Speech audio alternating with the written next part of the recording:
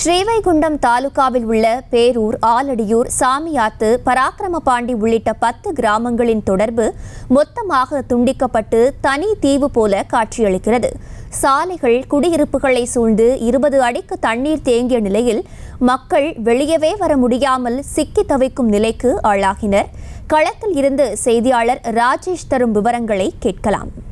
News Tamil நேயர்களுக்கு வணக்கம். தூத்துக்குடி மாவட்டத்திலே கடந்த 2 நாட்களாக தொடர்ந்து கனமழை பெய்து கொண்டிருக்கக்கூடிய நிலையிலே இன்றைய தினம் செவ்வாய்க்கிழமை மாலை 6:30 மணி தற்போது வரையிலும் கூட இந்த நீர் பாதிப்புகள் என்பது பல இடங்களில் இருக்கின்றது. குறிப்பாக ஸ்ரீவைகுண்டம் என்ற இந்த பகுதியில 10 கிராமங்கள் தீவு போல சுற்றி இருப்பதாக கிராம பகுதி மக்கள் குறிப்பிட்டார்கள். அது உண்மைதானா, எந்த அளவிற்கு பாதிப்பு இருக்கிறது என்பதை ஆய்வு செய்வதற்காக, கள ஆய்வு செய்வதற்காக நியூஸ் தமிழ் மூலமாக நாம் தற்போது இங்கே வந்திருக்கின்றோம். இந்த பகுதியில நாம் பார்க்கும்போது இந்த தூரம் வரை காரில் தான் வந்தோம். ஆனால் இதற்கு மேல் கார் செல்ல முடியாத ஒரு சூழல் இருக்கின்றது. தடுப்புகள் வைத்து தடுத்து நிறுத்தியிருக்கின்றார்கள். அதற்கான காரணம் குறித்து விசாரித்த போது இதற்கு மேல் உங்களால் செல்ல முடியாது, குறைந்தது 20 அடி ஆழத்திற்கு சாலையிலே தண்ணீர் போகின்றது, ஓடைகள் எல்லாம் உடைந்து, ஏரிகள் உடைந்து, சாலைகள் முழுவதுமாக அரித்து கொண்டு சென்று விட்டது, இதனால் பயணிக்க முடியாது என்று குறிப்பிடுகிறார்கள்.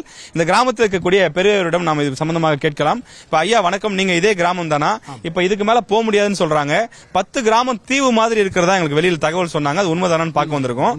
அது 10 கிராமம் எந்தெந்த கிராமம்? அதாவது இங்க என்ன நடக்குதுன்னா, இந்த மழை பெய்த காரணம் வச்சு ஸ்ரீவைகுண்டம் ஆறு அந்த பகுதியில் உடைச்சு பேரூர், அப்புறம் ஆலடியூர், சாமியாத்து, பராக்கிரமபாண்டி, பொட்டல், ஆவரங்காடு, அப்படியே மாங்கட்டாபுரம், பெருங்குளம், ஆலடியூர், அதில் உண்டியலூர், கோயிலூர், நடுவூர், இந்த அனைத்து ஊர்களுமே எங்குமே செல்ல முடியாத அளவுக்கு ஊரை சுத்திலுமா தண்ணி, எல்லா பாதையிலுமே கட்டாயி, ஏரிகளும் குளங்களும் அந்த போற வழியில எல்லாமே உடைச்சு ஒரு கிட்டத்தட்ட ஒரு 15 அடி 20 அடி ஆழத்துக்கு தண்ணி, ஏகப்பட்ட தண்ணி சுத்தி ஊர் தீவாவே இருக்குது.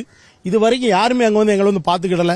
இது வரைக்கும் உங்க செவலையை பொறுத்த வரைக்கும் மாங்கட்டாபுரம், ஆவரங்காடு 15 அடி 20 அடின்றீங்க. ரோட்ல சொல்றீங்களா இல்ல ஏரியில? ஏரியும் இருக்குது, ரோடு அந்த மாதிரி ஏரி அந்த அளவுக்கு உடஞ்சு ஆழத்துல தண்ணி போயிட்டு இருக்குது. எல்லா கிராமங்கள்லாம் அப்படியே சூழ்ந்திருக்கு.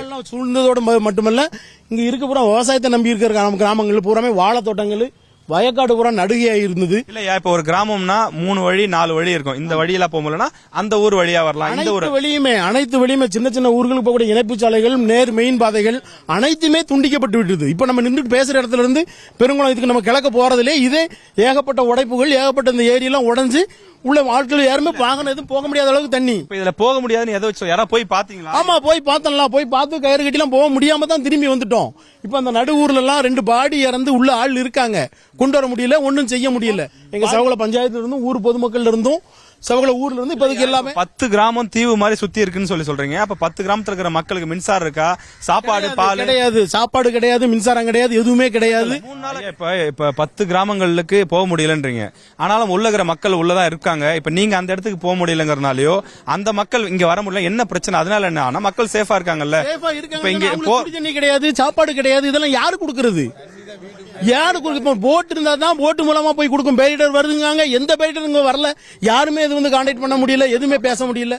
இதுக்கு கிழக்கு இருக்கட்டும், இதுக்கு கிழக்கு எடுத்துக்கிட்டீங்கன்னா இருக்கப்பட்ட கிராமங்கள் அனைத்துமே துண்டிக்கப்பட்டு தான் இருக்கு. ஆனா எந்த கிராமத்தை எதுவும் மீட் பண்ணி எதுவுமே நடந்த மாதிரி எந்த ஒரு தகவலும் எதுவும் கிடைக்கல எங்களுக்கு. நிச்சயமாக இப்ப ஐயா குறிப்பிட்டது மாதிரி பாத்தீங்கன்னா கிட்டத்தட்ட 10க்கும் மேற்பட்ட கிராமங்கள் தீவு போல, அதாவது ஒரு கிராமத்திற்கு எந்த வழியிலுமே செல்ல முடியாது என்ற வகையில இந்த 10க்கும் மேற்பட்ட கிராமங்கள் தனித்து விடப்பட்டிருக்கின்றது. அந்த கிராமங்களில் இருக்கக்கூடிய மக்களுடைய நிலை என்ன ஆனது என்பது தெரியவில்லை. ஏனென்றால் அவர்களுக்கு தேவையான அரிசி, பருப்பு, காய்கறி, பால் உள்ளிட்ட எந்த பொருளுமே சென்று சேரவில்லை என்பதுதான் இந்த பக்கத்து கிராமத்தை சேர்ந்த மக்களுடைய கோரிக்கையாக இருக்கின்றது. எனவே அரசு படகு சேவை செய்து தர வேண்டும். தீயணைப்பு வீரர்கள், தேசிய பேரிடர் மீட்புத்துறை போன்றவையெல்லாம் களத்தில் இறங்கி அந்த 10 கிராமங்களுக்கும் உடனடியாக இணைப்பு ஏற்படுத்த வேண்டும் என்பதுதான் இப்பகுதி மக்களுடைய கோரிக்கையாக இருக்கின்றது. நியூஸ் தமிழ் செய்திகளுக்காக ஒளிப்பதிவாளர் கருப்பையாவுடன் செய்தியாளர் ராஜேஷ்குமார். செய்திகளை உடனுக்குடனும் துல்லியமாகவும் தெரிந்து கொள்ள சப்ஸ்கிரைப் பண்ணுங்க.